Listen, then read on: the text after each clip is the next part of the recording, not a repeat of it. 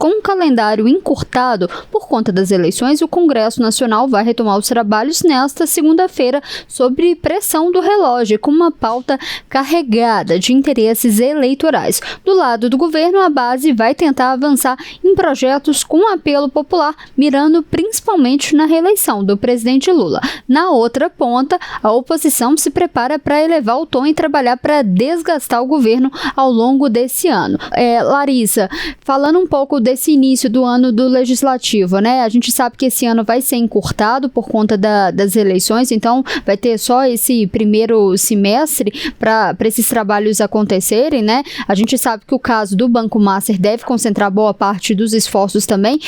mas também tem os vetos aí do presidente Lula que também vão entrar em todo esse cálculo político. Esse janeiro, que nem pareceu recesso por conta de tanta coisa que aconteceu, principalmente do Banco Master, mas começando pelo Congresso, qual panorama a gente pode esperar desse ano legislativo que começa hoje?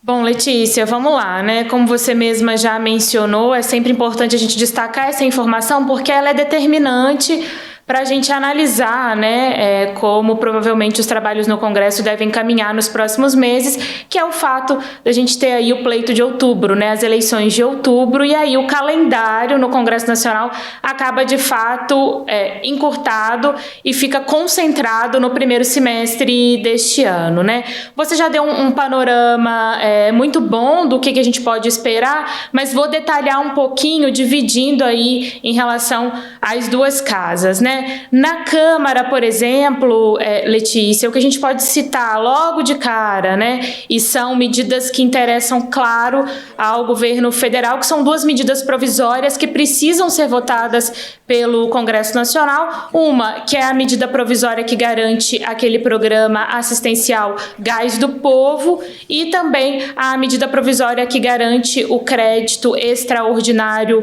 rural. Essas duas medidas precisam de votação para não perderem a validade. Outros temas que interessam ao governo federal,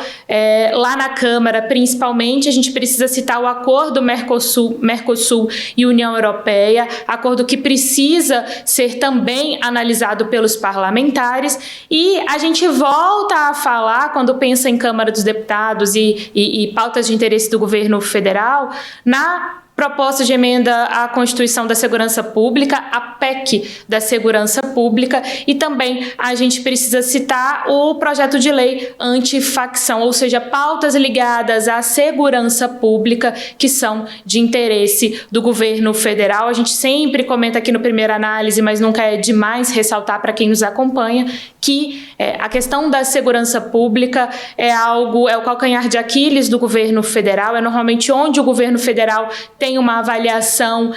menos favorável, e o governo, claro, também pensando nas eleições, deseja que essas pautas tramitem no Congresso Nacional. Já em relação ao Senado, Letícia, a gente pode citar a sabatina do indicado do presidente Lula ao Supremo Tribunal Federal para a vaga do ex-ministro do Supremo, Luiz Roberto Barroso, ou seja, a sabatina de Jorge Messias. É aguardada, portanto, uma definição de data para que essa sabatina ocorra, para saber, né, se Messias vai ser aprovado e pode, então, portanto, ocupar a vaga deixada por Barroso lá no Supremo Tribunal Federal. Outro tema também no Senado que a gente precisa ficar de olho e deve ter algum desdobramento nos próximos meses é aquela revisão da lei do impeachment, um assunto que a gente comentou bastante aqui sobre mudanças que haviam sido definidas pelo ministro Gilmar Mendes na lei, principalmente sobre quem poderia pedir, fazer ali o pedido, fazer a solicitação, por exemplo, de abertura de processo de impeachment contra ministros do Supremo Tribunal Federal e outras alterações. Logo depois, um pouco tempo depois, o ministro acabou voltando atrás em algumas das definições feitas. Enfim, esse assunto também acabou parando lá no Congresso Nacional e deve ter algum tipo de desdobramento. desdobramento nos próximos meses. E falando de uma forma mais geral, quando a gente olha para o Congresso Nacional, você também já mencionou, Letícia, mas é algo que muito provavelmente a gente vai ver também nas próximas semanas, um assunto muito presente em discursos parlamentares ou mesmo nas próprias articulações ali no Congresso Nacional, que é a questão do Banco Master, né? A oposição segue pressionando por uma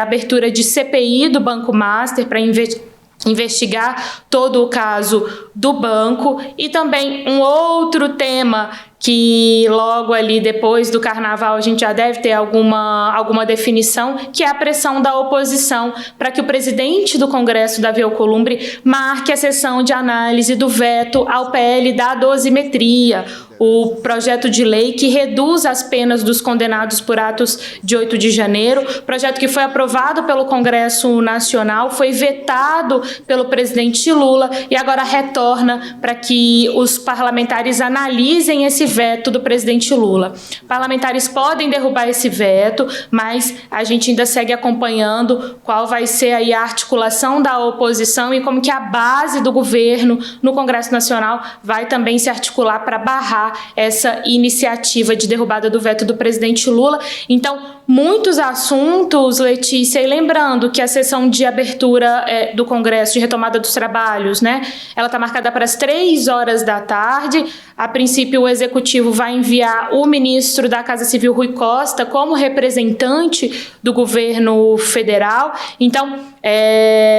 a semana já começa bem atribulada, Letícia. E aí, Larissa, você fez um bom panorama, né, do que a gente pode esperar dos trabalhos tanto da Câmara dos Deputados quanto do Senado, mas o Supremo Tribunal Federal também vai voltar às atividades agora em 2026 com uma sessão solene que está marcada para essa segunda-feira. Essa deve ser a primeira cerimônia sob a presidência do ministro Edson Fachin, que assumiu o comando do tribunal no ano passado. Imagino, como você mencionou aí, que além do Congresso, o caso do Banco Master ainda vai estar na mira ali do Supremo Tribunal Federal, e todos os desgastes ali, inclusive pontuando a relatoria ali do ministro Dias Toffoli. Mas o que a gente pode esperar além de Banco Master, né, aí no judiciário? Quais que devem ser as pautas? Código de postura, código de conduta? O que a gente pode esperar?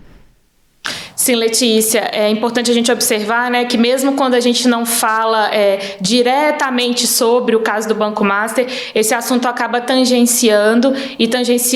por exemplo, essa questão do Código de Conduta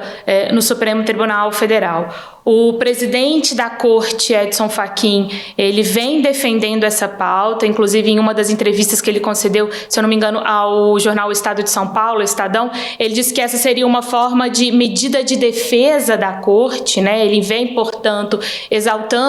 destacando a importância desse Código de Conduta, mas, ao que a gente tem percebido, não é uma unanimidade no Supremo Tribunal Federal e ainda vai ser necessária aí muita conversa, né, muito diálogo para tentar viabilizar esse documento que vai definir ali, né, referências de postura,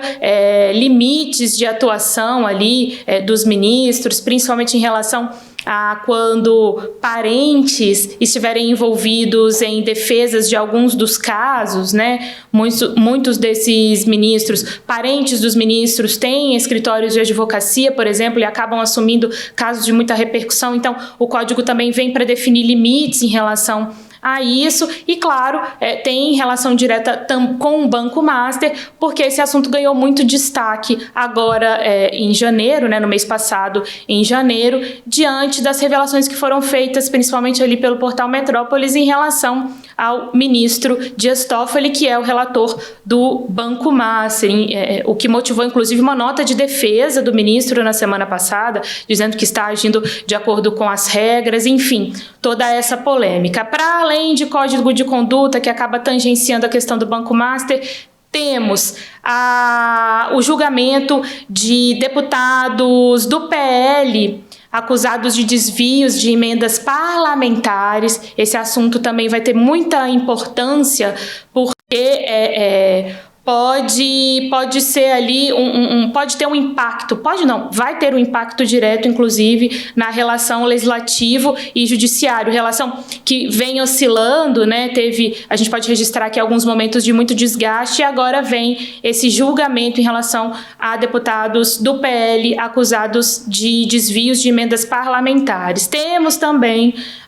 o julgamento dos acusados de serem mandantes do assassinato da vereadora Marielle Franco lá em 2018, esse julgamento também marcado agora para o primeiro semestre deste ano. E aí, Letícia, a sessão de abertura, de retomada dos trabalhos no judiciário está marcada para as 2 horas da tarde de hoje. O presidente Lula já confirmou presença, então vamos ter lá presidente Lula, o presidente do Senado, Davi Alcolumbre, e o presidente da Câmara, o Hugo Mota, mas claro que as atenções se voltam para o teor do discurso do presidente da Corte, o ministro Edson Fachin, né? Ele que, a gente lembra, encurtou suas férias em janeiro, retornou a Brasília justamente em meio a todas as polêmicas que estavam sendo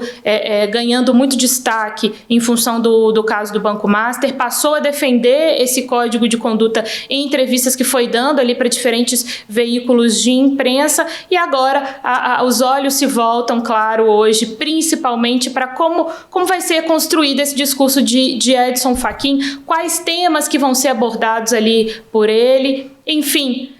Como eu disse ali, a semana já começa muito cheia, Letícia, e também muito importante, porque a gente vai poder ter um termômetro aí do que esperar nas próximas semanas em relação, claro, ao Congresso e também agora em relação ao Judiciário. Se a gente quer ter esse termômetro, é fundamental observar qual vai ser o teor do discurso do ministro Edson Fachin no caso do Supremo Tribunal Federal e, claro, para as declarações públicas dos outros chefes dos poderes, autoridades públicas que vão estar presentes tanto na abertura do Congresso quanto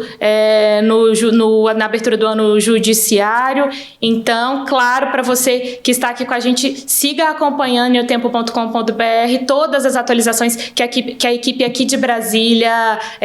vai apurando e publicando ao longo do dia lá em otempo.com.br. Letícia. Pois vamos acompanhar qual que vai ser o termômetro aí desse início desse ano legislativo, principalmente tem expectativa aí de como que deve ser os pronunciamentos do presidente do Supremo Tribunal Federal, o que vai dar o tom dessa primeira semana e de como que vai ser esse ano legislativo, que vai ser mais curto por conta das eleições. A gente sabe que tradicionalmente o segundo semestre, esses assuntos no Congresso Nacional ficam mais de lado por conta que todos os deputados, a grande maioria vai tentar a reeleição.